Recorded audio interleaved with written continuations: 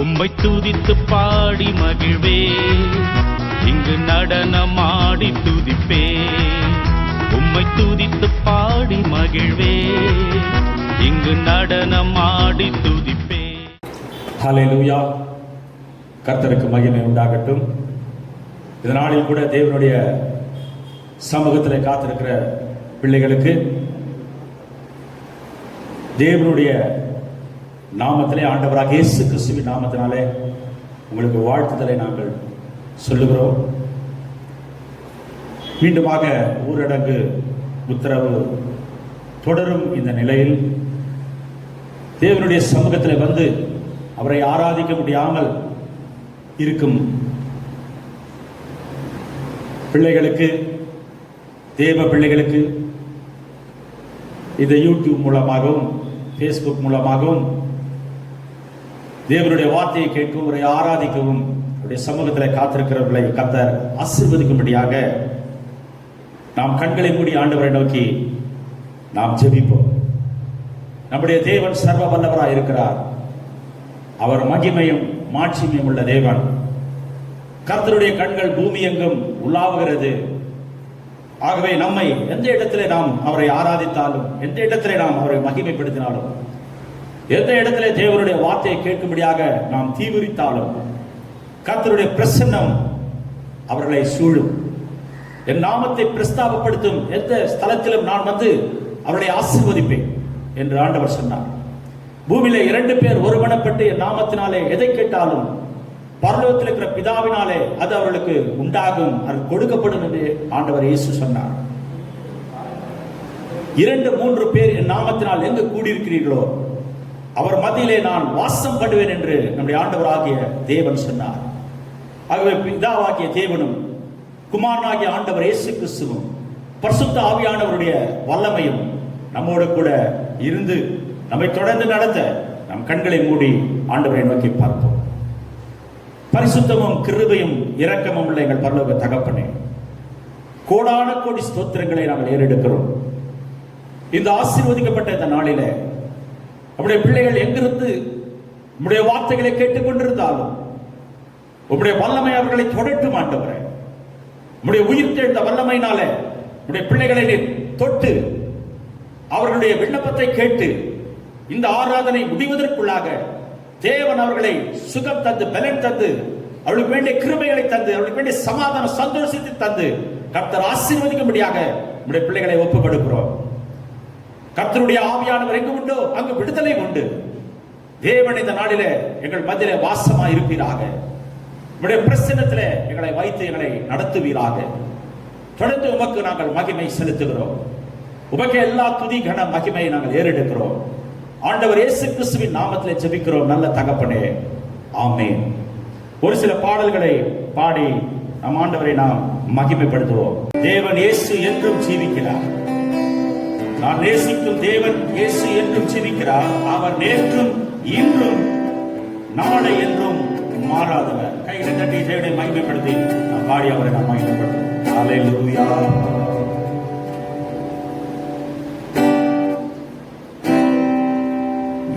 நேசிக்கும் தேவன் இயேசு என்றும் ஜீவிக்கிறார். அவர் நேற்றும் என்றும் நாளை என்றும் மாறாதவர். நேசிக்கும் தேவன் இயேசு என்றும் ஜீவிக்கிறார். அவர் நேற்றும் என்றும் நாளை என்றும்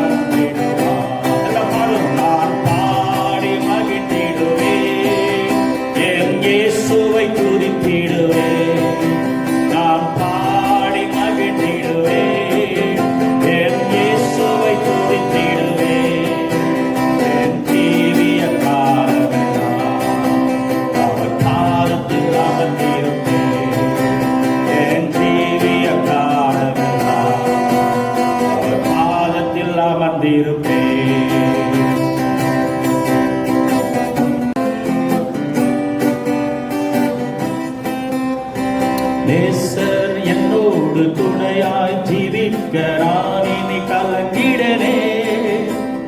நேசர் என்னோடு துணையாய் ஜீவிக்க நான் இனி கலங்கிடனே. எந்தனுக்கே காவலவர் நான் உடல் உயிரவரே. எந்தனுக்கே காவலவர் நான் உடல் உயிரவரே. நான் பாடி மகிழ்ந்திடுவே, என் இயேசுவை துதித்திடுவே. நான் பாடி மகிழ்ந்திடுவே, என் இயேசுவை துதித்திடுவே. என் ஜீவிய காலமெல்லாம் அவர் பாதத்தில் அமர்ந்திருப்பேன். என் ஜீவிய காலமெல்லாம் அவர் பாதத்தில் அமர்ந்திருப்பேன். நேசிக்கும் தேவன் இயேசு என்று ஜீவிக்கிறார். அவன் நேற்றும் என்றும் நாளை என்றும் மாறாதவர். அவன் நேற்றும் என்றும் நாளை என்றும் மாறாதவர். ஹல்லேலூயா, ஹல்லேலூயா, ஹல்லேலூயா. நாம் ஆண்டவரை ஆராதிக்கிற நேரம், தேவனுடைய நாமத்திலே வந்திருக்கிற நீங்கள் யாரும் அவரை ஆராதிக்க உங்கள் வீடுகளில் இருந்து எங்கிருந்து இதை கேட்டிருந்தாலும் ஆராதனை கலந்து கொண்டிருந்தால் தேவனுடைய மகிமை உங்கள் மேல வந்து இறங்கும்படியாக நாம் அவரை ஆராதிக்கலாம். எல்லாரும் நம்முடைய வீடுகளிலே தேவ பிரசன்னத்தை உணர்ந்து அவரை ஆராதிக்கலாம். தேவ நாம மகிமைப்படும்படியாக அவர் நாமத்தை உயர்த்துவோம். அவரே உயர்ந்த அடைக்கலமும் நம்முடைய கண்மலையும் நம்முடைய கோட்டையும் ஆகியவர். அவரை நன்றியோடு துதித்து அவரை மகிமைப்படுத்த நம்மை தேவன் அழைத்திருக்கிறார். ஹல்லேலூயா. எல்லாம் சேர்ந்து பாடி ஆண்டவரை மகிமைப்படுத்துவோம். ஹல்லேலூயா, ஓ ஹல்லேலூயா, ஹல்லேலூயா. மகிமை மாட்சிமை மாதேவன் உமக்கே. மகிமை மாட்சிமை மாதேவன் உமக்கே. துதியும் கனவும் தூயோரே உமக்கே. எல்லாம் பாடுமா. துதியும் கனவும் தூயோரே உமக்கே. உம்மை நாடி தேடும் மனிதர் தினம் மகிழ்ந்து களி கூறட்டும். உம்மை நாடி தேடும் மனிதர் தினம் மகிழ்ந்து களி கூறட்டும்.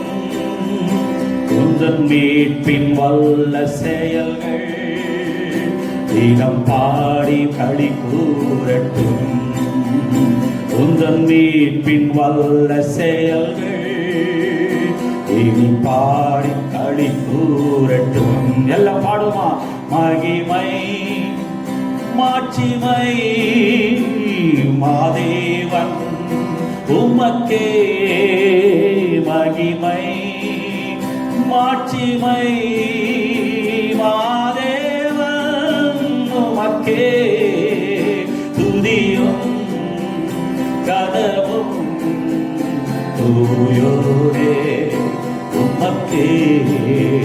துதியும் கனவும் தூயோரே உமக்கே. ஹல்லேலூயா. ஓ நன்றியோடு மகிமைப்படுத்துகிறோம், ஆராதிக்கிறோம். நீர் ஆராதனைக்குரியவர், நீரே ஆராதனைக்குரியவர். உம்மை நாங்கள் மகிமைப்படுத்துகிறோம், உம்மை போற்றுகிறோம், உம்மை ஆராதிக்கிறோம், நன்றி செலுத்துகிறோம். ஹல்லேலூயா. ஆயிரம் ஆயிரம் நன்மைகள் அனுதினம் என்னை சூழ்ந்திட கிருபையும் இரக்கமும் அன்பு கொண்டிரே. ஆயிரம் ஆயிரம் நன்மைகள் அனுதினம் என்னை சூழ்ந்திட கிருபையும் அன்பும் இரக்கமும் கொண்டிரே. நல்ல எபினேசராய் என்னை நடத்தி வந்திரே. நன்றி சொல்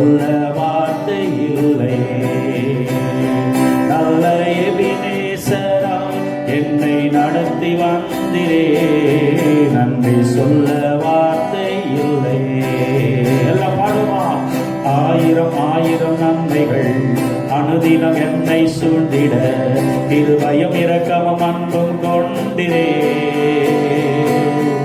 ஆயிரம் ஆயிரம் நன்மைகள் அனுதினம் என்னை சூழ்ந்திட கிருபையும் அன்பும் இரக்கமும் கொண்டிரே. நல்ல எபினேசராய் என்னை நடத்தி வந்திரே, நன்றி சொல்ல வார்த்தை இல்லை. நல்ல எபினேசராய் என்னை நடத்தி வந்திரே, நன்றி சொல்ல வார்த்தை இல்லை. காலை மாலை எல்லாம் வேளையிலும் என்னை நடத்தும் முந்தன் கரங்கள் நான் கண்டேன்.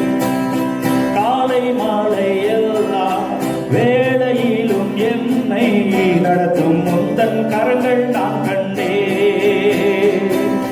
தேவை பெருகும் போது சிக்கி தவித்திடாது உதவும் முந்தன் கரங்கள் நான் கண்டேன். எல்லா நெருக்கத்திலும் என்னை வீழாமல் காக்கும் அன்பின் நல்ல கர்த்தரே. எல்லா நெருக்கத்திலும் என்னை வீழாமல் காக்கும் அன்பின் நல்ல கர்த்தரே. ஆயிரம் ஆயிரம் நன்மைகள் அனுதினம் என்னை சூழ்ந்திட கிருபையும் இரக்கமும் அன்பும் கொண்டிரே. ஆயிரம் ஆயிரம் நன்மைகள் அனுதினம் என்னை சூழ்ந்திட கிருபையும் இரக்கமும் அன்பும் கொண்டிரே. நல்ல எபினேசராய் என்னை நடத்தி வந்திரே, நன்றி சொல்ல வார்த்தை இல்லையே. நல்ல எபினேசராய் என்னை நடத்தி வந்திரே, நன்றி சொல்ல வார்த்தை இல்லையே. மரண பள்ளத்தாக்கில் நான் நடந்த வேளை மீட்கும் முந்தன் கரங்கள் நான் கண்டேன். பாடுவா. மரண பள்ளத்தாக்கில் நான் நடந்த வேளை மீட்கும் முந்தன் கரங்கள் நான் கண்டேன். வாடி நின்ற வேளை மடிந்திடாது என்னை தாங்கும் முந்தன் கரங்கள் நான் கண்டேன். பாடி நின்ற வேளை மடிந்திடாது என்னை தாங்கும் முந்தன் கரங்கள் நான் கண்டேன். எந்த மாறாவின் வாழ்வை மதுரமாய் மாற்றும் அன்பின் நல்ல கர்த்தரே. எந்த மாறாவின் வாழ்வை மதுரமாய் மாற்றும் அன்பின் நல்ல கர்த்தரே. ஆயிரம் ஆயிரம் நன்மைகள் அனுதினம் என்னை சூழ்ந்திட இருதயம் இரக்கமும் அன்பும் கொண்டிரே. ஆயிரம் ஆயிரம் நன்மைகள் அனுதினம் என்னை சூழ்ந்திட இருதயம் இரக்கமும் அன்பும் கொண்டிரே. நல்ல எபினேசராய் என்னை நடத்தி வந்திரே, நன்றி சொல்ல வார்த்தை இல்லையே. நல்ல எபினேசராய் என்னை நடத்தி வந்திரே, நன்றி சொல்ல வார்த்தை இல்லையே. எல்லாம் பாடுமா. நல்ல எபினேசராய் என்னை நடத்தி வந்திரே, நன்றி சொல்ல வார்த்தை இல்லையே. ஆமென். நல்ல எபினேசராய் என்னை நடத்தி வந்திரே, நன்றி சொல்ல வார்த்தை இல்லையே. ஹல்லேலூயா. எபினேசராய் என்னை நடத்தி வந்திரே, நன்றி சொல்ல வார்த்தை இல்லை. கைகள் தட்டி இயேசுவே இம்மட்டும் உதவி செய்த எபினேசரே, இனிமேலும் நீர் என்னை வழி நடத்தி என்னை பாதுகாக்க வல்லமை உள்ள தேவன். ஓ ஹல்லேலூயா. நன்றி ஆண்டவரே. நன்றியோடு உம்மை துதிக்கிறோம் ஆண்டவரே. உம்மை போற்றுகிறோம், புகழ்கிறோம். நீரே ஆராதனைக்குரியவர். உம்மை மகிமைப்படுத்துகிறோம். ஹல்லேலூயா. நான் ஒருபோதும் உன்னை கைவிடுவதில் என்னுடைய செய்தி அன்றோ. ஒருபோதும் உன்னை கைவிடுவதில் என்னுடைய செய்தி அன்றோ. கடல் ஆழ வாழத்திலும் அக்கினி சுவாலையிலும் உன்னை காத்திடும் பலவானன்றோ. விஷ சர்ப்பங்களும் சிங்க கூட்டங்களும் பயம் வேண்டாம் உன் அருகில் நான் என்னை செய்தவரை ஆராதிப்பே. ஆராதனை என்னை செய்தவரை ஆராதிப்பே. ஆராதனை ஒருபோதும் உன்னை கைவிடுவதில்லை என்னை செய்தீரோ. ஒருபோதும் உன்னை கைவிடுவதில்லை செய்தீரோ.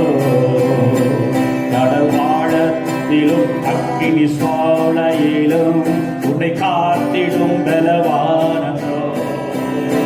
விஷ சர்ப்பங்களும் சிங்க கூட்டங்களும் பயம் வேண்டாம் உன் அருகில் நான் என்னை செய்தவரை ஆராதிப்பே.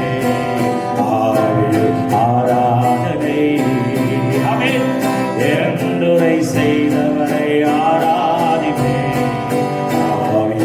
ஆராதனை என்னை செய்தவரை ஆராதிப்பே. ஆராதனை வல்லவரே வல்லவரே ஆராதனை. ஆராதிப்பா. ஆராதனை வல்லவரே வல்லவரே ஆராதனை.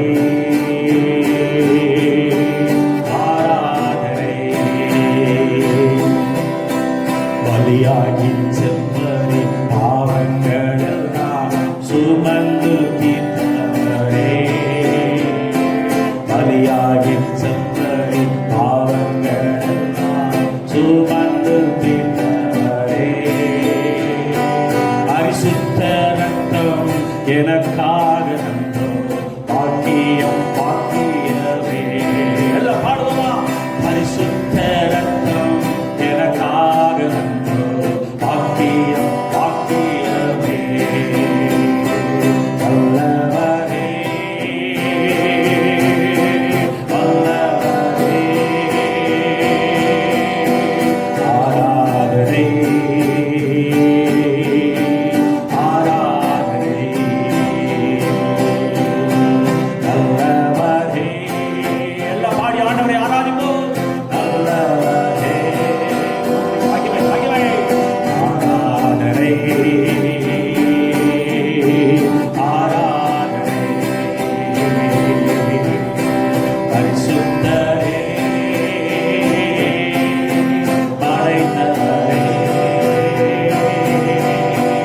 ஆராதனை. ஆராதனை இயேசுவே உம்மை ஆராதிக்கிறோம். உமக்கு நன்றி செலுத்துகிறோம். மகிமைப்படுத்துகிறோம்.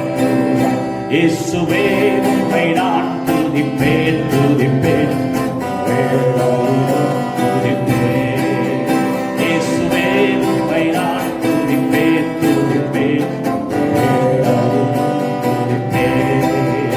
இந்த காலத்திலும் எந்த நேரத்திலும் நன்றியால் உம்மை நான் துதிப்பேன். இயேசுவே உம்மை நான் துதிப்பேன் துதிப்பேன் வேளையிலும் இயேசுவே உம்மை நான் துதிப்பேன் துதிப்பேன் வேளையிலும் துதிப்பேன். ஆதியும் நீரே அந்தமும் நீரே ஜோதியும் நீரே என் சொந்தமும் நீரே. ஆதியும் நீரே அந்தமும் நீரே ஜோதியும் நீரே என் சொந்தமும் நீரே. எந்த காலத்திலும் எந்த நேரத்திலும் நன்றியால் உம்மை நான் துதிப்பேன். ஆமென். இயேசுவே உம்மை நான் துதிப்பேன் துதிப்பேன் வேளையிலும் துதிப்பேன். இயேசுவே உம்மை நான் துதிப்பேன் துதிப்பேன்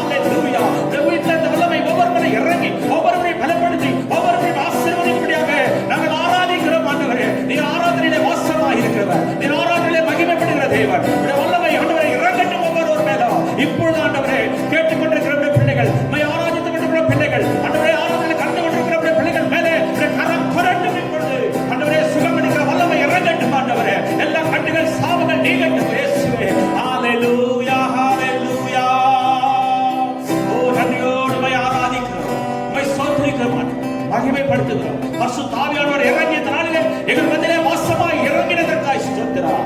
ஹalleluya. நன்றி கர்த்தாவே. தொடர்ந்து உமக்கு நன்றி செலுத்துகிறோம். இயேசுவின் நாமத்திலே ஆராதனை நாங்கள் ஏறெடுக்கிறோம். உமக்கே மகிமை உண்டாகட்டும். ஆமென். ஹalleluya. கர்த்தருக்கு ஸ்தோத்திரம். தேவனுடைய செய்திக்காக நாம் இப்பொழுது காத்திருக்கிறோம். அவருடைய வார்த்தைகளை நாம் கேட்கும்படியாக நம்முடைய இருதயத்தை அவருடைய சமூகத்தில் ஒப்புக் கொடுத்து அவருடைய வார்த்தையை கேட்போம். கர்த்தர் இந்த நாளிலே நம்மோடு கூட பேசுவார். நம் கண்களை மூடி ஆண்டவரை நோக்கி பார்ப்போம். பரிசுத்தமுள்ள தகப்பனே, உம்மை ஸ்தோத்திரிக்கிறோம். நீர் இந்த நாளிலே எங்களோடு பேசும்படியாக எங்கள் தாழ்த்துடைய சமூகத்தில் ஒப்புக் கொடுக்கிறோம். எங்களுக்காக நீர் வைத்திருக்கிற உடைய வார்த்தைகளை நாங்கள் கேட்கவும் அதன்படி நடக்கவும் எங்களை வழி நடத்த எங்களை முழுவதுமாக உடைய சமூகத்தில் தாழ்த்தி ஒப்புக் கொடுக்கிறோம். உடைய பிரசன்னங்களை நடத்தட்டும். கர்த்தாவே, எங்களுடைய வாயின் வார்த்தைகளும் எங்கள் இருதயத்தின் தியானமும் உடைய சமூகத்தில் பிரீதியாயிருப்பதாக. ஆமென். ஆண்டவருடைய பரிசுத்த நாமத்திற்கு ஸ்தோத்திரம். கர்த்தர் இந்த நாளிலே நம்மோடு பேசும்படியாய் தெரிந்து கொள்ளப்பட்ட வசனம் உபாகமம் 31வது அதிகாரம் அதில் 8வது வசனத்தை வாசிக்கும்படியாக நாம் கேட்போம். உபாகமம் 31:8.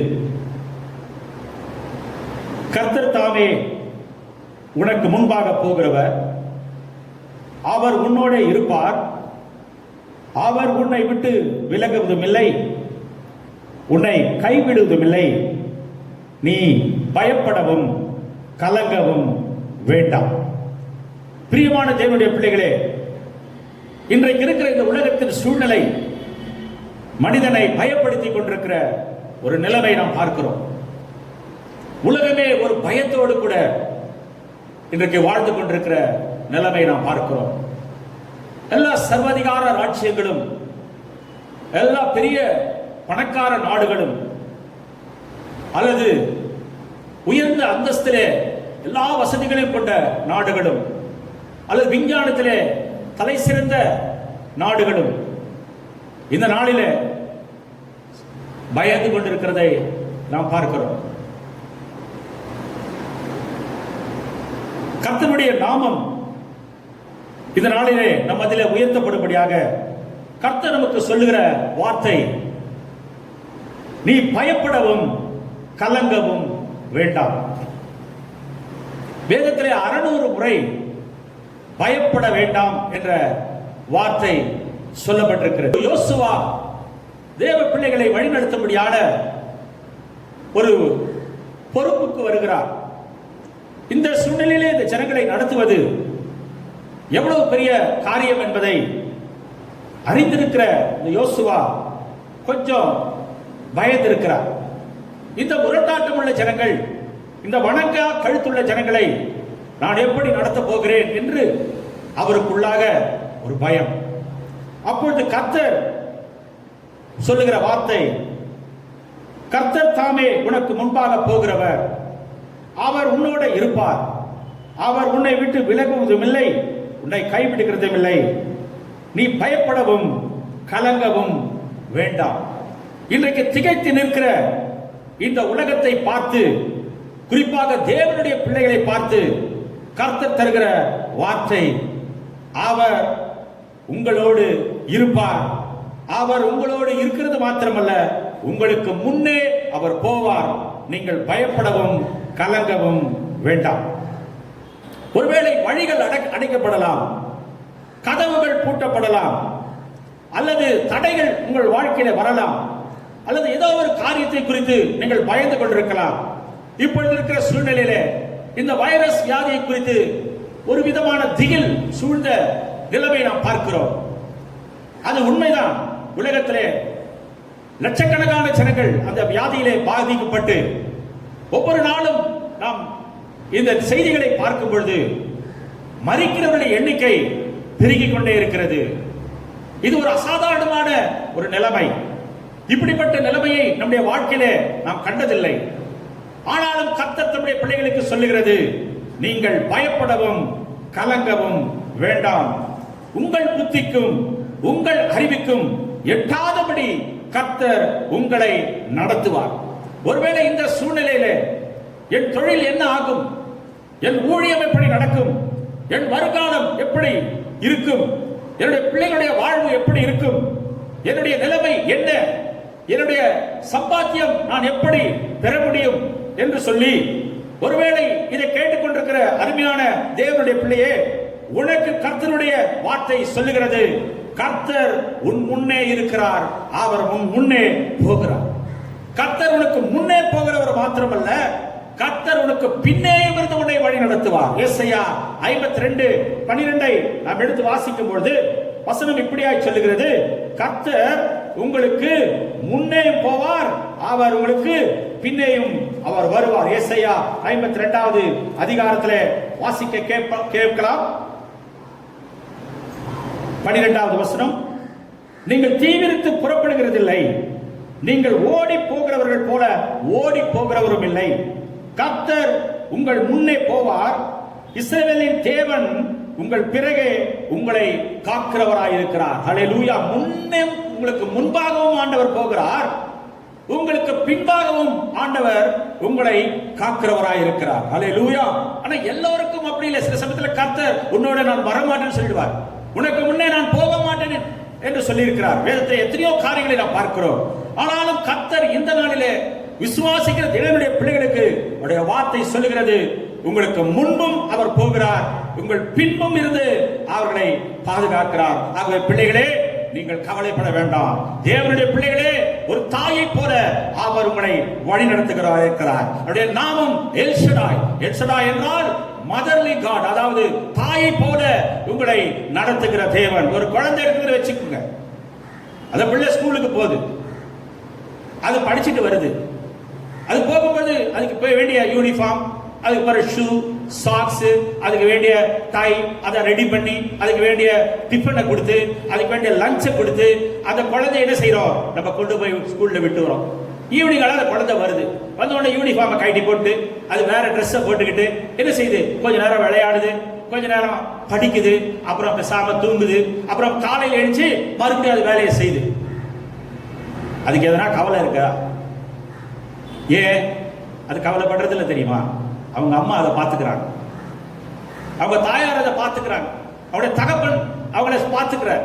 சோ இந்த சூழ்நிலையில ஒரு தாய் தன்னை பார்த்துக் கொள்ளுகிற இந்த நிலைமையில அந்த குழந்தை கவலைப்பட, அப்படிதான் நம்முடைய ஆண்டவர் கூட தாயை போல உன்னை சேர்த்துக்கிறவர், அவர் உன்னை நடத்துகிறவர், அவர் உன்னோடு கூட இருந்து உன்னை பாதுகாக்கிற தேவனாய் இருக்கிறார். உன் தலைமுடிகள் எல்லாவற்றையும் அவரால் எண்ணப்பட்டிருக்கிறது. ஹல்லேலூயா. ஆண்டவர் சொல்கிறார், நான் உன்னை விட்டு விலகுவதும் இல்லை, உன்னை கைவிடுகிறது இல்லை. ஆகவே பயந்து, ஏதாவது ஒரு காரியத்துக்கு பயந்து கொண்டு, ஏதாவது ஒரு பிரச்சனையிலே நீ பயந்து கொண்டு இந்த நாளிலே இந்த தேவ செய்தியை கேட்டுக்கொண்டிருப்பீர்கள் சொன்னா, கர்த்தர் சொல்லுகிறார், நீங்கள் பயப்படவும் நீங்கள் கலங்கவும் நீங்கள் திகைக்கவும் வேண்டாம், நான் உங்கள் தேவன். ஹல்லேலூயா. 2 சாமுவேல் புஸ்தகம் 5வது அதிகாரம் அதுல 24வது வசனத்தை நாம் எடுத்து வாசிக்கலாம். 2 சாமுவேல் 5:24. முசுக்கட்டை செடிகளின் நுனிகளிலே செல்லுகிற இரைச்சலை நீ கேட்கும் போது சீக்கிரமாய் எழும்பி போ, அப்பொழுது பெலிஸ்தரின் பாளையத்தை முறியடிக்க கர்த்தர் உனக்கு முன்பாக புறப்பட்டிருப்பார் என்றார்.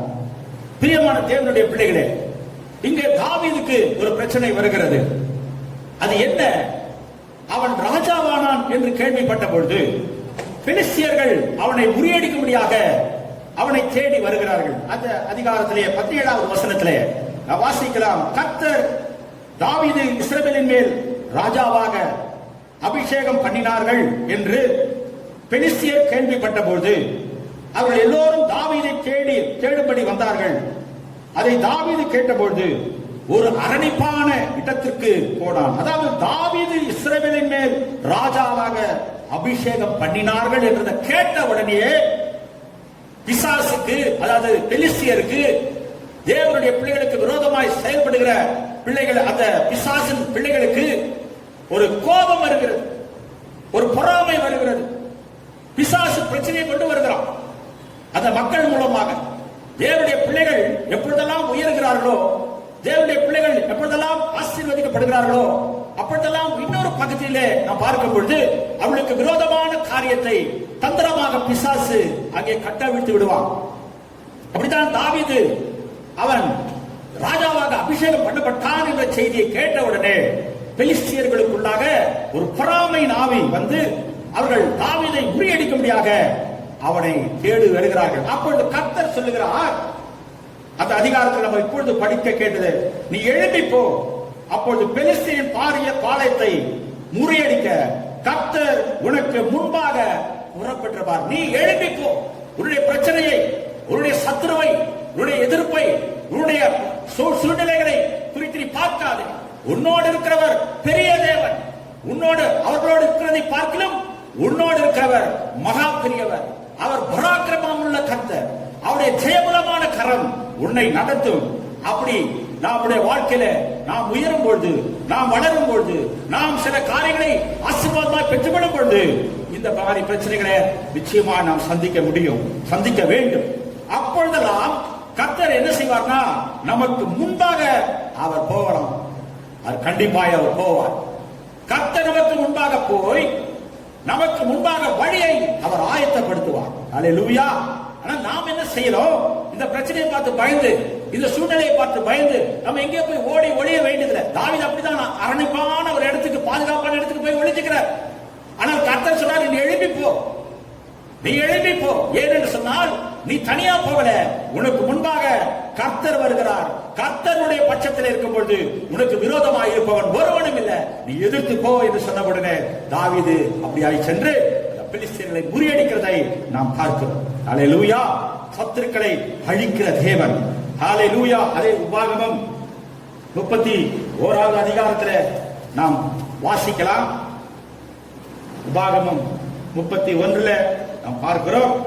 அதில் வசனம் 3வது வசனத்தை நாம் வாசிக்க கேட்போம். உன் தேவனாகிய கர்த்தர் தாமே உனக்கு முன்பாக கடந்து போவார். அவரே உன் முன்னின்று அந்த தேசத்தை அழிப்பார். நீ அவர்கள் தேசத்தை சுதந்தரிப்பாய். கர்த்தர் சொன்னபடியே யோசுவா உனக்கு முன்பாக கடந்து போவார். அல்லேலூயா. கர்த்தர் உங்களை நடத்தும் பொழுது அவர் காரியங்களை செயல்படுத்துகிறவராய் இருக்கிறார். அல்லேலூயா. உன் சத்துருக்களை அவர் முறியடித்து போடுவார். அல்லேலூயா. சத்துருக்களை அவர் அழித்து போடுவார். 97வது சங்கீதம் 3வது வசனத்தில் வாசிக்கும் பொழுது அங்கே சொல்லப்பட்டிருக்கிறது, அவர் அக்கினி சுவாலையாய் இருந்து எதிரியை அவர் சுட்டெரித்து போடுவார். அல்லேலூயா. எதிரியை அவர் அழித்து போடுவார். அவர் உங்களுக்கு அக்கினி சுவாலையாய் இருப்பார். ஆகவே பிரியமான தேவனுடைய பிள்ளைகளே, எதை பற்றியும் கவலைப்படாதீர்கள். கர்த்தர் உங்களை பார்த்துக் கொள்வார். நீங்க எந்த சூழ்நிலையில இருந்தாலும், எப்படிப்பட்டவர்களாக இருந்தாலும், எந்த வியாதியில நீங்க இருந்தாலும், எந்த பிரச்சனையில நீங்கள் இருந்தாலும், எந்த சோதனையில நீங்கள் இருந்தாலும், எந்த வேதனையில நீங்கள் இருந்தாலும், கர்த்தர் உங்களை அழைத்துக் கொள்வார். அந்த பிரச்சனையிலிருந்து உங்களை அழைத்துக் கொள்வார். ஒருவேளை அதை சிற்றிக்கும்படியாக உங்கள் வாழ்க்கையிலே அவர் அனுமதித்திருக்கலாம். ஆனாலும் கர்த்தர் உங்களை கைவிடுகிறவர் அல்ல, உங்களை கம்பக்கமாக அவர் இழுத்துக் கொள்ளுகிற தேவனாய் இருப்பார். ஹல்லேலூயா. பிரியமான தேவனுடைய பிள்ளைகளே, கர்த்தர் உங்கள் முன்பாக அவர் கடந்து போகிறவராய் இருக்கிறார். ஏசாயா 45வது அதிகாரத்திலே நாம் ஏசாயா 45ஆம் அதிகாரம் அதிலே 2வது வசனம், கோரோஸ் என்கின்ற ஒரு ராஜாவுக்கு சொல்லப்பட்ட இந்த வசனத்தை நாம் பார்க்கலாம். அந்த கோரோஸ் வந்து பல வருஷங்களுக்கு, அதாவது இந்த வசனம் சொல்லப்படுவதற்கு, தீர்க்கதரிசனம் ஏசாயாவிலே சொல்லப்படுவதற்கு அதன் பின்பாக பல வருஷம் பின்பாக தான் அவர் வாழ்ந்தார். ஆனால் கர்த்தருடைய வார்த்தை அவர் பிறப்பதற்கு முன்பாகவே இங்கே அந்த வார்த்தை சொல்லுகிறது, நான் உனக்கு முன்னே போய் கோணலானவைகளை செவ்வையாக்குவேன். ஏன் என்று சொன்னால் இவருடைய வழிகள் கோணலும் மாறுபாடுமாய் இருக்கிறது. கர்த்தர் சொல்கிறார், உனக்கு முன்பே சென்று கோணலானவைகளை நான் செவ்வையாக்குவேன். இரும்பு கதவுகளை அவர் திறப்பார். ஹல்லேலூயா. கர்த்தர் வெண்கல சாப்பா இரும்பு கதவுகளை அவர் வெண்கல கதவுகளை அவர் திறப்பார். இரும்பு தாப்பால்களை கர்த்தர் முறித்து போடுவார். ஹல்லேலூயா. கர்த்தர் உங்களுக்கு முன்பாக நடந்து சென்றால் எந்த கதவும் பூட்டி இருக்க முடியாது. எந்த காரியமும் எந்த கோட்டையும் உங்களுக்கு முன்பாக நிற்க முடியாது. எந்த தடையும் உங்களுக்கு முன்பாக இருக்க முடியாது. இஸ்ரவேல் ஜனங்கள் அங்கே எரிகோ கோட்டையை சுற்றி அவர்கள் 7 நாட்கள் சுற்றி வரார். அவர்கள் சுற்றி பாடிக்கொண்டிருக்கிறாங்க. எக்காலத்தை ஊதி அதை எரிகோ கோட்டையை சுற்றி சுற்றி வருகிறார்கள். முதல் நாள் பார்க்கறாங்க, ஒரு கீறல் கூட விழல. 2ஆம் நாள் பார்க்கறாங்க, ஒரு கீறல் கூட விழல. இப்படியே பார்த்து பார்த்து ஜனங்கள் விசுவாசத்திலே அவர்கள் பின்மாற்றமாய் போகவில்லை. கர்த்தர் சொன்னார், நிச்சயம் செய்ய ஒரு நாள் வந்தது. கர்த்தர் அந்த எரிகோ கோட்டையை முறியடித்து தரைமட்டமாக்கி போட்டார். பிரியமான தேவனுடைய பிள்ளைகளே, நீங்கள் விசுவாசத்திலே காத்திருக்கும் பொழுது கர்த்தர் உங்களுக்கு முன்பாக சென்று கோணலானவைகளை செவ்வையாக்குவார். ஹல்லேலூயா. வழியே தெரியாத நிலைமையில கர்த்தர் உங்களுக்கு வழியை உண்டாக்குவார். உங்களுக்கு விரோதமாய் யுத்த களங்கள் வரும்பொழுது, உங்களுக்கு விரோதமாய் சத்துரு வரும்பொழுது, உங்களுக்கு விரோதமாய் போராட்டங்கள் வரும்பொழுது, உங்களுக்கு விரோதமாய் பிரச்சனைகள் வரும்பொழுது கர்த்தர் உங்களை நடத்துகிறவராய் இருக்கிறார். அவர் உங்களுக்கு முன்பாக சென்று வழியை கோணலானவைகளை அவர் செவ்வையாக்குகிறார். மோசே செங்கடல் வழியாய் தன் ஜனங்களை அழைத்து வருகிறார். அப்படி வந்த மோசே பலவிதமான அற்புதங்களை கர்த்தர் செய்து இந்த ஜனங்களை நடத்தி வரும் பொழுது ஜனங்களுடைய முறுமுறுப்பின் காரணமாக கர்த்தர் ஜனங்களை அழிக்கும்படியாக அவர் தன்னுடைய சிந்தையிலே அவர் தீர்மானிக்கிறார். இதை அறிந்த மோசே ஆண்டவரோடு ஒரு போராட்டத்தை அவர் போராடுகிறார். அந்த போராட்டம் என்ன? யாத்திராகமம் 33வது அதிகாரம் அதிலே 15வது வசனத்தை நான் வாசிக்கிறேன். யாத்திராகமம் 33வது அதிகாரம் அதிலே 15வது வசனம். மோசே சொல்லுகிறார், 15வது வசனம். அப்பொழுது அவன் அவரை நோக்கி, உம்முடைய சமூகம் என்னோட கூட செல்லாமல் போனால் எங்களை இவ்விடத்திலிருந்து கொண்டு போகாதிரும். கர்த்தர் பாலும் தேடு ஓடுகிற கானான் தேசத்துக்கு இந்த ஜனங்களை வழி நடத்துகிறார். பலவிதமான அற்புதங்களையும் அடையாளங்களையும் செய்து இப்பொழுது வனாந்திரமாக்கமாய் ஜனங்கள் வரும் பொழுது அவருடைய முறுமுறுப்பின் காரணமாக அவர்கள் செய்த பொல்லாத காரியங்கள் நிமித்தமாக கர்த்தர் கோபம் கொண்டு அவர்களை அழிக்க நினைக்கும் போது இந்த மோசே தேவனோடு கூட ஒரு போராட்டத்தை அவர் மேற்கொள்ளுகிறார், போராட்டம் செய்கிறார். என்ன அந்த போராட்டம் சொன்னா, இந்த ஜனங்களை அழிக்க வேண்டாம், உங்களுடைய சமூகம் எங்களுக்கு முன்பாக போகட்டும். அப்படி போகாமல் இருந்தா நாங்க இந்த கானான் தேசம் எனக்கு வேண்டாம். அது எப்படிப்பட்ட பாலும் தேனும் ஓடுகிற தேசமா இருக்கட்டும், அது எப்படிப்பட்ட ஒரு ஆசீர்வாதமா இருந்தாலும் இருக்கட்டும், நீர் இல்லாமல் உங்களுடைய சமூகம் இல்லாமல் அந்த ஆசீர்வாதம் எங்களுக்கு வேண்டாம். இந்த வனாந்திரத்திலேயே எங்களை விட்டுவிடும். அதுக்கு ஆண்டவர் சொல்றாரு, 14வது வசனம், என் சமூகம் உனக்கு முன்பாக செல்லும், நான் உனக்கு இளைப்பாறுதலை தருவேன். பாருங்க, கர்த்தருடைய சமூகம் இல்லாம அது எப்படிப்பட்ட ஆசீர்வாதமா இருந்தாலும், எப்படிப்பட்ட ஒரு பெரிய காரியங்களை நீங்கள் பெற்றுக்கொண்டாலும், கர்த்தர் அதுல இல்லாம, கர்த்தருடைய சித்தம் இல்லாம நீங்கள் அதை பெற்றுக்கொண்டா அது உங்களுக்கு ஒரு ஆசீர்வாதமாய் நிச்சயமா இருக்காது. அல்லேலூயா. ஆகவே பிரியமான தேவனுடைய பிள்ளைகளே, மோசே சொல்றாரு, நாங்கள் இந்த இடத்துல வனாந்திரத்துல எங்களை விட்டுடும் ஆண்டவரே. அந்த ஆசீர்வாதமா இருக்கலாம், ஒருவேளை பாலும் தேனும் ஓடுகிற அந்த கானான் தேசம் அது எங்களுக்கு வேண்டாம், நீர் இல்லாமல் எங்களுக்கு வேண்டாம். எத்தனை பேர் அப்படி முடிவு? இன்னைக்கு சில காரியங்கள் நமக்கு ஆசீர்வாதமா வந்தா ஆண்டவரை விட்டுட்டு போற ஜனங்கள் இருக்கு, சபையை விட்டுட்டு போற ஜனங்கள் இருக்கு. ஆசீர்வாதம் வந்தா அது ஒரு காரியத்துல ஆசீர்வாதம் கிடைக்குதுன்னா நம்ம என்ன செய்யறோம்? ஆண்டவரை நம்ம மறந்துடுறோம். அல்லேலூயா. மோசே சொல்றாரு, உங்களுடைய சமூகம் எனக்கு முன்னால போகட்டும். அப்படி உங்களுடைய சமூகம் எனக்கு முன்பாக செல்லாமல் போனால் இந்த வனாந்திரமே எனக்கு போதும், இங்கே எங்களை விட்டுடும் சொல்றாரு. அல்லேலூயா. எத்தனை பேர் அப்படி சொல்ல முடியும்? ஆண்டவருடைய சமூகம், அவருடைய சமூகம் இல்லாத இடம் வெறுமையான இடம். அவருடைய சமூகம் இல்லாத இடத்துக்கு நீங்கள் போகாதீங்க. அல்லேலூயா. பிரியமான தேவனுடைய பிள்ளைகளே, ஒரு காரியத்தை நான் உங்களுக்கு சொல்லுகிறேன். ஒரு தலைமை போதகர் இருந்தார், உண்மை உத்தவமாக அவர் ஊழியத்தை செய்கிற தேவனுடைய தாசன். ஒருமுறை அவர் தன்னுடைய ஆலயத்தில் உட்கார்ந்திருக்கும் பொழுது 2 மனிதர்கள் அவரை தேடி வந்தார்கள். அவர் தன்னுடைய உடன் ஊழியரோடு உட்கார்ந்து கொண்டிருக்கிறார். அப்படி வந்தவர்கள், எங்களுக்கு அவசரமாக ஒரு ஜெபம் வேணும், எங்க வீட்டுக்கு வந்து நீங்க ஜெபம் பண்ணணும் என்று அவரை அழைக்கிறார். அப்படி இவர் என்ன செய்தாரு, சும்மா கூப்பிட்ட உடனே போயிட மாட்டார். இந்த பாஸ்டர் போய் பின்னால ரூம் இருக்குது, அதை போயிட்டு ஆண்டவர்கிட்ட கேட்கிறார், நான் இப்பொழுது போகலாமா, நான் இப்பொழுது இவர்களோடு போகலாம். ஆண்டவர் சொன்னார், வேண்டாம், நீ போக வேண்டாம் சொல்லிட்டார். உடனே வெளியே வந்து அவர் அந்த கூப்பிட்ட ஜனங்களை பார்த்து சொன்னாரு, இல்ல பிரதர், நான் வரல, ஆண்டவர் எனக்கு உத்தரவு கொடுக்கல அப்படின்னு சொல்லிட்டார். அப்ப பக்கத்துல இருந்த அந்த உடன் ஊழியர் என்ன பண்ணாரு, என்ன பாஸ்டர் இவரு ஜெபம் பண்ண கூப்பிட்டா போவாத, அப்புறம் என்ன ஊழியம், யார் ஜெபம் பண்ண கூப்பிட்டாலும் நம்ம போகணும். ஆனா இவர் என்ன பண்ணாரு, போகல. சரி நான் வரேன் அப்படின்னு சொல்லிட்டு இவர் என்ன செய்தாரு, அவங்களோட போனார். யாரு, உடன் ஊழியர். போன உடனே கொஞ்சம் தூரம் கூட்டிட்டு போனவங்க அவரை சரியா போட்டு அடின்னு அடிச்சு அவரை அனுப்பிட்டாங்க. ஏன்னா அவங்க வந்தது ஜெபம் பண்றதுக்காக வரல, இந்த தலைமை பாஸ்டரை அடிக்கணும்னு வந்தவங்க. இப்ப போய் உதவி வாங்கிட்டு வந்தது யாரு, இந்த உடன் ஊழியர். இவர் முந்திரி கொட்டை.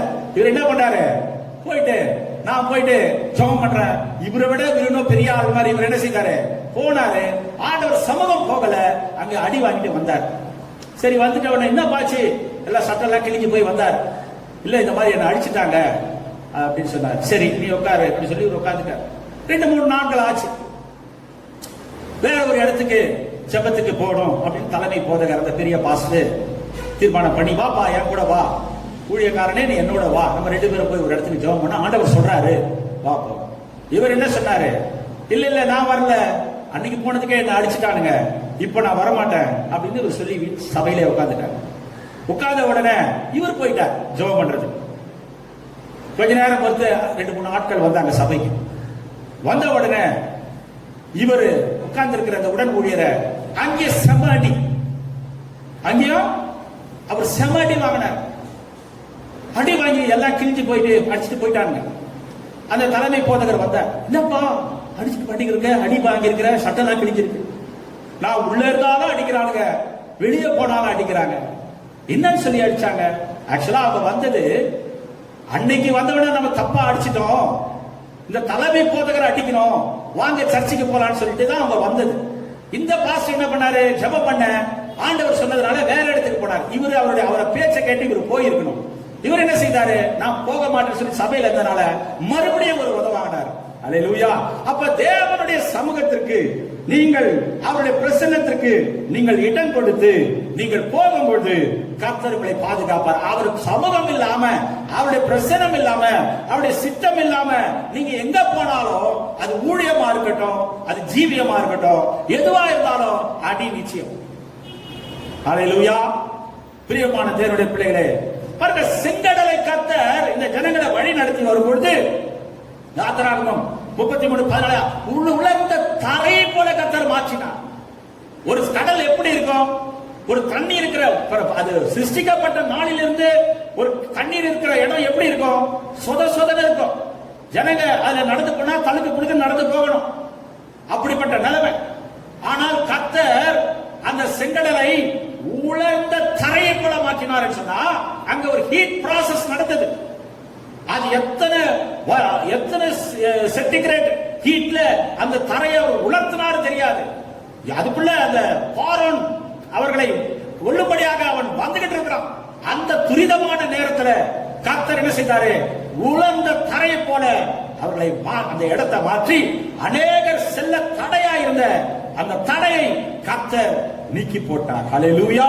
நிறைய பேர் சொல்றது என்ன தெரியுங்களா, என் வாழ்க்கையில தடை பிரதர், என் வாழ்க்கையில பிரச்சனை, என் வாழ்க்கையில போராட்டம், என் வாழ்க்கையில சூழ்நிலை சரியில்லை, எனக்கு அவன் மந்திரம் பண்ணிட்டான், இவன் மந்திரம் பண்ணிட்டான், இந்த சூழ்நிலை, இந்த பிரச்சனை அப்படி சொல்லி அநேகர் சொல்றது உண்டு.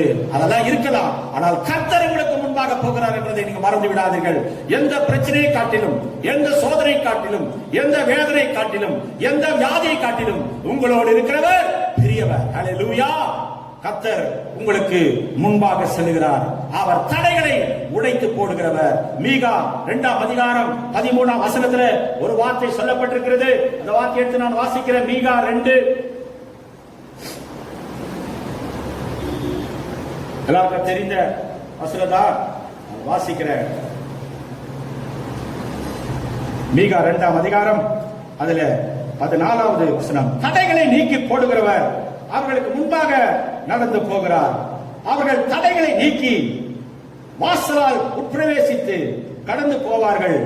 அவர்கள் ராஜா அவர்களுக்கு முன்பாக போவார். கர்த்தர் அவர்கள் முன்னணியில் நடந்து போவார். தடைகளை நீக்கி போடுகிறவர் அவர்களுக்கு முன்பாக நடந்து போகிறார். அவர்கள் தடைகளை நீக்கி வாசலால் உட்பிரவேசித்து கடந்து போவார்கள். அவர்கள் ராஜா அவர்களுக்கு முன்பாக உங்க கூட வரவர் சாதாரணமானவர் அல்ல, அவர் உங்கள் ராஜா. அந்த ராஜாதி ராஜா உங்களோடு கூட வருகிறபடினாலே நீங்க கவலைப்பட வேண்டியதில்லை. அவர் உங்களை நடத்துகிறவராயிருக்கிறார். ஹல்லேலூயா. பாருங்க, எந்த தடையாக பேதுரு சிறையில் இருக்கும்போது கதவுகள் பூட்டப்பட்டு அவர் சிறைசாலையில் இருக்கிறார். கதவு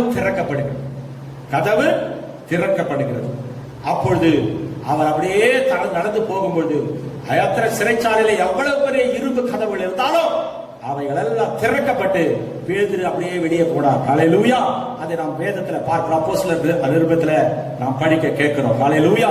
யூன் என்ற ஒரு மிஷனரி குறித்து, சைனாவில் வாழ்ந்த மிஷனரி குறித்து இந்த நாளில நான் உங்களுக்கு ஒரு காரியத்தை சொல்றேன். அவர் சிறைச்சாலையில் இருக்கும்போது எல்லாரும் நிறைய கிறிஸ்டியன்ஸ் வந்து சிறைச்சாலையில் அவர் சுவிசேஷம் செய்தது நிமித்தமாக அவரை சிறையிலே அடைத்து விட்டார்கள். அந்த சூழ்நிலையிலே சில கிறிஸ்தவர்களும் அங்கிருந்து அவரை பரியாசம் பண்ணினார்கள். வேதத்திலே பேதுரு அப்படியே நடந்து போய் ஆண்டவர் காப்பாத்துறாரு.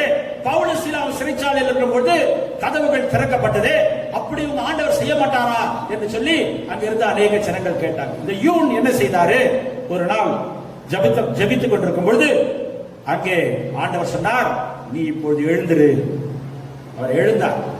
நீ எழுந்து நடந்து போ. அவர் எழுந்து நடந்து சென்றார். கதவுகள் தானாய் திறந்தது. பிரதான கதவு வாசல் வழியா வந்தார். ஆனா வேலை செய்கிற ஆட்கள் எல்லாம் பார்த்துக்கிட்டு தான் இருக்கிறாங்க. போலீஸ் அதிகாரிகள், அந்த சிறைச்சாலை காவலர்கள், அங்க இருக்கிற அதிகாரிகள் எல்லாரும் அங்க வேலை பார்த்துக்கிட்டு தான் இருக்காங்க.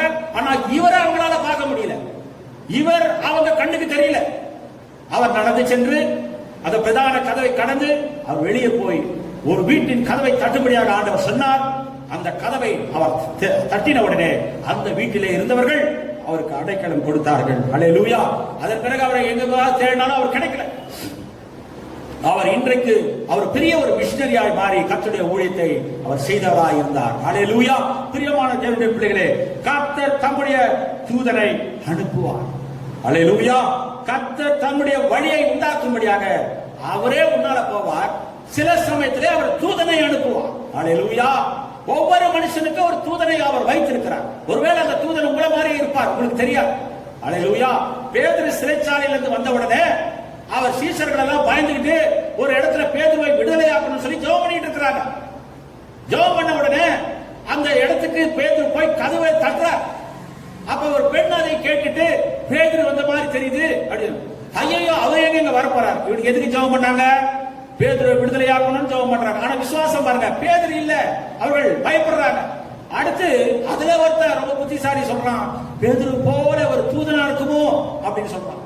பிரியமான தேவனுடைய பிள்ளைகளே, விசுவாசம் இல்லாம ஜெபம், ஆனாலும் ஆண்டவர் அவர்கள் மத்தியிலே அவர் கிரியை செய்தார். ஹல்லேலூயா.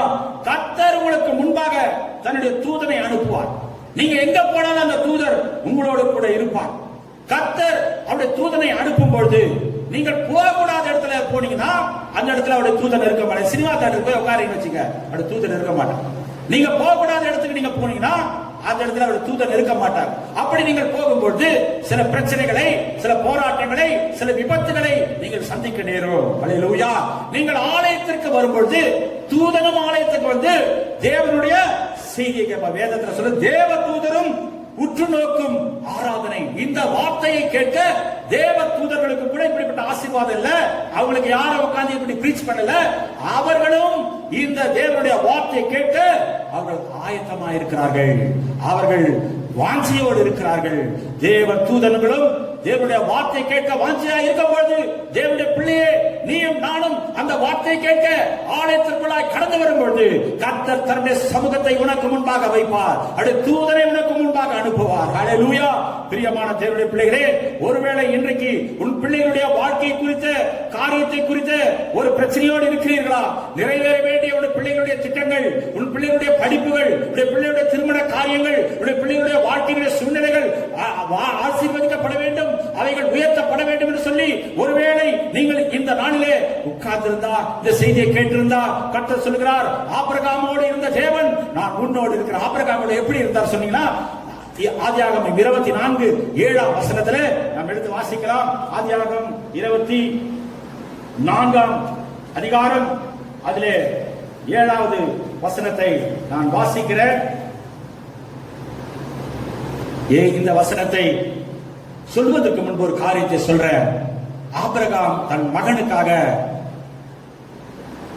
திருமணம் செய்யும்படியாக ஒரு பெண்ணை தேடும்படியாக அவர் போகிறார்.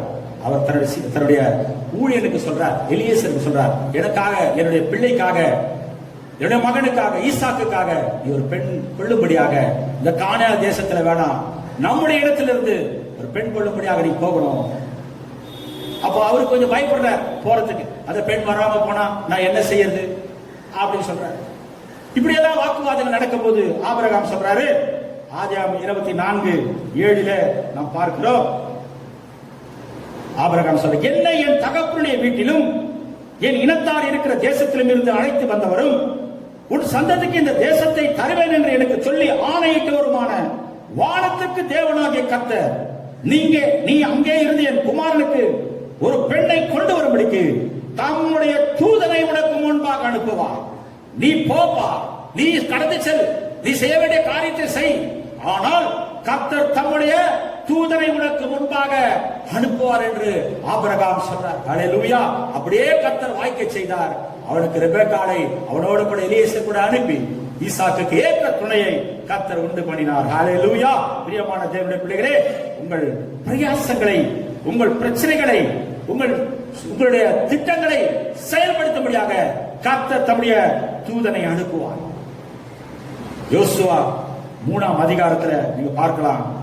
யோர்தான் கரை புரண்டு ஓடுகிறது. யோர்தான் கரை புரண்டு ஓடுகிறது. இப்போது இஸ்ரவேல் ஜனங்கள் யோர்தானை கடக்க வேண்டும். கர்த்தர் சொல்றாரு, ஆசாரியர்கள் முதலாவது உடன்படிக்கை பெட்டி கொண்டு வந்து எடுத்துக்கொண்டு அவர்கள் தண்ணீரிலே காலை வைக்க வேண்டும். அதற்கு முன்பாக சொல்றாரு, 3ஆம் அதிகாரத்தில் படிச்சு பார்ப்பீர்கள் சொன்னா, உங்களை பரிசுத்தம் பண்ணிக் கொள்ளுங்கள். அல்லேலூயா. நீங்கள் பரிசுத்தம் பண்ணிக் கொள்ளுங்கள். நீங்க யாரையும் தேட வேணாம். அற்புதம் காணா நடக்கும். அவர் போனா நம்மளுக்கு தீர்க்கதரிசனம் சொல்வாரா? இவர் எதனா நம்மளுக்கு சொல்லுவாரா? அவர் எதனா பிரச்சனையை நம்மளுக்கு தீர்த்து வைப்பாரா? அந்த ஊழியக்காரர்கிட்ட போலாமா, இங்க போலாமா? எதுவும் செய்ய வேண்டாம். கர்த்தர் சொல்றாரு, நீங்கள் பரிசுத்தம் பண்ணி கொண்டால், நீங்கள் பரிசுத்தமாயிருப்பீர்கள் சொன்னார், நீங்கள் செய்ய வேண்டிய காரியத்தை கர்த்தர் உங்களுக்கு செய்வார். நீங்கள் என்ன செய்ய வேண்டும், எப்படி இதை கடக்க வேண்டும் என்று நீங்கள் யோசிக்கும் போது கர்த்தர், நீங்கள் பரிசுத்தம் பண்ணி கொண்டால் நீங்கள் அற்புதத்தையும் அடையாளத்தையும் உங்கள் வாழ்க்கையை காண்பீர்கள். என்ன சொன்னார்? ஆசாரியர்கள் அந்த பெட்டியை, உடன்படிக்கை பெட்டியை சுமந்து கொண்டு தண்ணீரிலே அவர்கள் காலை வைத்த உடனே அது பிரிந்து, அது வெட்டான் தரை போல ஆனது. அதுவும் எப்படி செங்கடல் எப்படி உலர்ந்த தரை போல மாறிதோ அப்படியா அதுவும் மாறியது. பிரியமான தேவனுடைய பிள்ளைகளே, கர்த்தர் உங்களுக்கு முன்பாக சென்றால், கர்த்தர் தூதன் உங்களுக்கு முன்பாக சென்றால், கர்த்தருடைய ஆசாரியர்கள் உங்களுக்கு முன்பாக சென்றால், நீங்கள் எளிதாக, நீங்கள் சுலபமாக, நீங்கள் ஆசீர்வாதமாக கடக்க வேண்டிய வழியை நீங்கள் கடக்க முடியும். பாருங்க, அதனாலதான் உங்க பிரச்சனையை பாஸ்டர் கிட்ட சொல்லுங்க. நிறைய பேர் சொல்றதில்லை. ஏனென்றால் உங்களுக்காக ஜெபம் பண்ணுகிறவர் அவர். உங்க பிரச்சனையை உங்களுக்காக ஜெபிக்கிற உங்க ஆசாரியர் இடத்துல நீங்க சொல்லணும். ஆசாரிய காலை வச்சாதான் யோர்தான் 2ஆ பிளந்தது. அல்லேலூயா. ஆசாரியர் தான் அதை செய்யணும். உங்களுக்காக ஜெபிக்கிறவனுக்கு முன்பாக, ஊழியர்களுக்கு முன்பாக நீங்கள் என்ன செய்யணும்? அவருக்கு உங்களுடைய பிரச்சனைகளை சொல்லணும். எந்த பிரச்சனையா இருந்தாலும் அவரோட சொல்லி அவரை ஷேர் பண்ணுங்க. ஏனென்றால் அவர் அதை வைத்துக்கிட்டு என்ன செய்ய போற? உங்க பிரச்சனையை நீங்க சொல்லாம போனா நீங்களே தான் அது அகப்படணும். ஆசாரியர்கள் காலை வைத்தவுடனே யோர்தானிலே அது 2ஆக பிளந்தது. ஹல்லேலூயா. ஆகவே பிரியமான தேவனுடைய பிள்ளைகளே, தேவன் உங்களுக்கு சொல்லுகிற வார்த்தை என்ன? உங்கள் முன்னாலே முதலாவது தேவன், 2வது தூதன், 3வது ஆசாரியன், அவர்கள் மூவரும் போகும் பொழுது நீங்கள் வழியை இலகுவாக பெற்றுக் கொள்வீர்கள். ஹல்லேலூயா. ஆகவே தேவனுடைய பிள்ளைகளாகிய நீங்கள் இந்த நாளிலே ஆண்டவர் உங்களுக்கு சொல்லுகிறபடி கர்த்தருக்கு முன்பாக நீங்கள் நடந்து, கர்த்தருக்கு முன்பாக நீங்கள் உங்களை தாழ்த்தி நீங்கள் ஒப்புக்கொடுங்க. கர்த்தர் உங்களை ஆசீர்வதிப்பார். ஹல்லேலூயா. பாருங்க, ஆண்டவராகிய இயேசு கிறிஸ்து உயிர்த்தெழுந்த பிறகு அவர் எங்க போறாரு? 28வது அதிகாரம் மத்தேயு, அதிலே நான் வசனத்தை நான் வாசிக்கிறேன். 7வது வசனம். அங்கே தூதன் அந்த ஸ்திரீகளை பார்த்து, உயிர்த்தெழுந்த உடனே தூதன் அந்த ஸ்திரீகளை பார்த்து அவரை பார்க்க வராங்க. கல்றைக்கு அந்த நம்ம கொஞ்ச நாளைக்கு முன்னாலதான் அந்த செய்தியை கேட்டோம். அவர் பார்த்த உடனே அவர் இங்க இல்லை, தான் சொன்னபடியே உயிர்த்தெழுந்தார், கர்த்தரை வைத்த இடத்தை வந்து பாருங்கள் அப்படி சொல்லிட்டு அந்த தூதர்கள் சொல்றாங்க, ஆண்டவர் உயிர்த்தெழுந்துட்டார். இவங்க போய் பார்க்க போறாங்க. அப்போ தூதன் சொல்றான், அவர் இங்க இல்ல, தாம் சொன்னபடியே உயிர்த்தெழுந்தார், கர்த்தரை வைத்த இடத்தை வந்து பாருங்கள். அது மாத்திரம் அல்ல, அவன் என்ன தெரியுமா சொல்றான் தூதன், நீங்க சீக்கிரமாய் போய் மரித்தோரிலிருந்து எழுந்தார் என்று அவருடைய சீஷருக்கு சொல்லுங்கள், அவர் உங்களுக்கு முன்னே கலிலேயாவுக்கு போகிறார், அவரை காண்பீர்கள், இதோ உங்களுக்கு சொன்னேன். அவர் எங்க போறார்? இப்போ கலிலேயாவுக்கு போகிறார். ஹல்லேலூயா. உயிர்த்தெழுந்த இயேசு கிறிஸ்து கலிலேயாவுக்கு போகிறார். இந்த கலிலேயா என்பது இயேசுவினுடைய சமூகம். இந்த கலிலேயா என்பது இயேசுவினுடைய சித்தம். இந்த கலிலேயா என்பது இயேசுவினுடைய அற்புதங்கள் நடந்த இடம். முதலாவது அற்புதம் கானான் ஊர்ல, அந்த கலிலேயாவில் இருக்கிற கானான் ஊரிலே கர்த்தர் அற்புதத்தை செய்தார். இரண்டாவது அற்புதமும் அங்கதான் நடந்தது. ஹல்லேலூயா. ஆகவே அவர் உங்களுக்கு முன்பாக போவார், நீங்கள் போங்கள் என்று அந்த சீசன் சொன்ன உடனே அவங்க கடந்து போகிறாங்க. அப்பொழுது 17வது வசனத்தை, அங்கே அவர்கள் அவரை கண்டு பணிந்து கொண்ட இந்த சீசர்கள் எங்க போறாங்க? கலிலேயாவுக்கு போறாங்க. அங்கே போன உடனே அவர்கள் அவரை கண்டு பணிந்து கொண்டார்கள். ஹல்லேலூயா. கர்த்தரை கண்டு அவர்கள் என்ன செய்தாங்க? பணிந்து கொண்டார்கள். பிரியமான தேவனுடைய பிள்ளைகளே, கர்த்தருடைய சமூகம் இருக்கிற இடத்துக்கு நீங்க போகணும். ஹல்லேலூயா. கர்த்தருடைய சமூகம் இருக்கிற இடத்திற்கு நீங்கள் போவீர்கள் சொன்னா கர்த்தருடைய ஆசீர்வாதத்தை நீங்கள் பெற முடியும். அன்பு சகோதரனே, சகோதரி, கர்த்தர் உங்களுக்கு முன்பாக போகிறவர், கர்த்தர் உங்களை வழி நடத்துகிறவர், கர்த்தர் உங்களை பாதுகாக்கிறவர், கர்த்தருடைய தூதர்களுக்கு முன்பாக அவர் உங்களுக்காக அனுப்பி இருக்கிறார். ஒவ்வொரு மனிதனுக்காக தூதனை அவர் வைத்திருக்கிறார். கர்த்தருடைய தூதர்கள் பிறகு அவருடைய ஆசாரியர்கள் உங்களுக்காக வைக்கப்பட்டிருக்கிறார்கள். உங்களுக்காக போதிக்கிற போதகர்கள் உங்களுக்காக இருக்கிறார்கள். ஆகவே பிரியமான தேவனுடைய பிள்ளைகளே, உங்களுடைய வாழ்க்கையில் இருக்கிற தடைகள் நீங்க வேண்டும் என்று சொன்னா, உங்க வாழ்க்கையில பிரச்சனை நீங்க வேண்டும் என்று சொன்னா, நீங்கள் தடைப்பட்டிருக்கிற காரியங்கள் உங்கள் வாழ்க்கையில் நடக்க வேண்டும் என்று சொன்னா, உங்களுடைய கர்த்தராகிய தேவன், நம்முடைய கர்த்தராகிய தேவன், ஆண்டவராகிய இயேசு உங்களுக்கு முன்பாக அவர் நடந்து செல்ல வேண்டும், அவர் கடந்து செல்ல வேண்டும். அவருடைய சமூகம் உங்களுக்கு முன்பாக செல்ல வேண்டும், அவர்களுக்கு முன்பாகவும் செல்ல வேண்டும், உங்களுக்கு பின்பாகவும் செல்ல வேண்டும். அப்படிப்பட்ட சூழ்நிலைகளுக்கு நீங்கள் உங்களை உட்படுத்துவீர்கள் சொன்னா, நீங்கள் ஆண்டவரிடத்தில் கேட்பீர்கள் சொன்னா, அவர் உங்களுக்காக அற்புதத்தை செய்ய வல்லவராய் இருக்கிறார். ஹல்லேலூயா. ஆகவே இந்த சூழ்நிலையிலே இந்த கொரோனா, இந்த வியாதி, புது பேர்கள்லாம் நிறைய வரும். இன்னும் பல வருஷங்களுக்கு இன்னும் என்னென்ன வரப்போ தெரியல. ஆனா என்ன வந்தாலும் எது வந்தாலும் கர்த்தர் உங்களுக்கு முன்பாக செல்லுகிறார், கர்த்தர் உங்களை வழிநடத்துகிறார், கர்த்தர் உங்களை பாதுகாக்கிறார். நீங்கள் பயப்படவும் கலங்கவும் வேண்டாம் என்று இயேசுவின் நாமத்திலே உங்களை நான் வாழ்த்தி நான் ஆசீர்வதிக்கிறேன். கர்த்தர் இந்த வார்த்தையை ஆசீர்வதிக்கட்டும். ஆமென். ஒரு பாடலை பாடி நாம் இந்த ஆராதனை நிறைவு செய்வோம். கர்த்தர் உங்களை ஆசீர்வதிக்கட்டும். ஆமென். தேசமே பயப்படாதே, மகிழ்ந்து களிக்கூறு. தேசமே பயப்படாதே, மகிழ்ந்து களிக்கூறு. சேனையின் கர்த்தர் உன் நடுவில் பெரிய காரியம் செய்திடுவார். சேனையின் கர்த்தர் உன் நடுவில் பெரிய காரியம் செய்திடுவார். தேசமே பயப்படாதே, மகிழ்ந்து களிக்கூறு.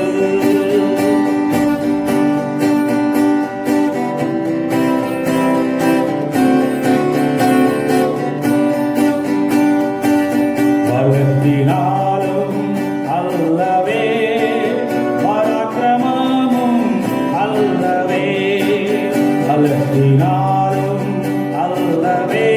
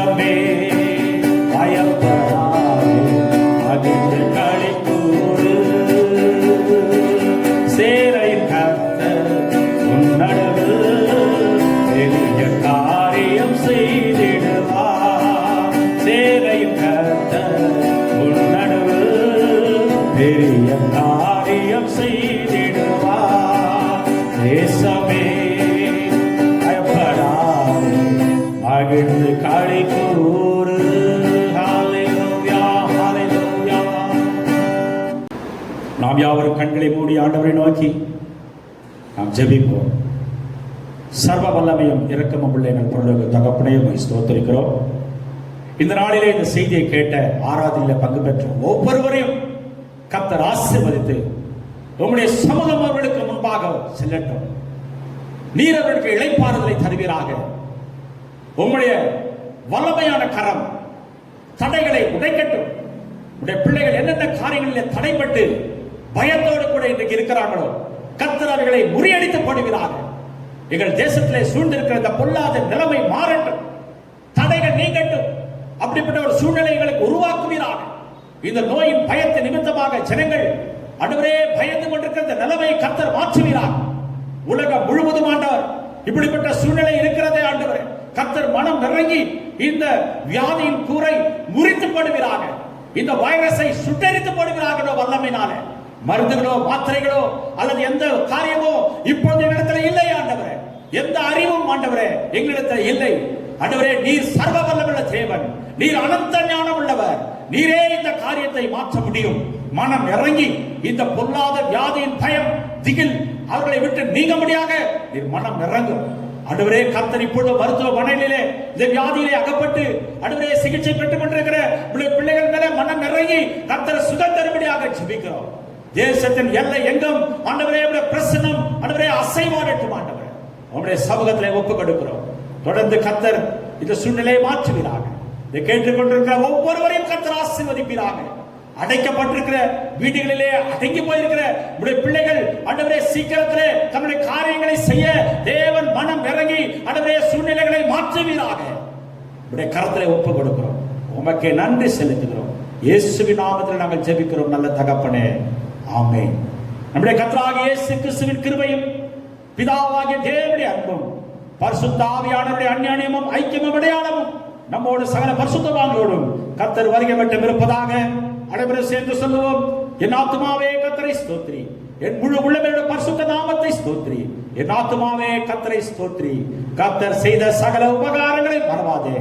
ஆமென், ஆமென், ஆமென்.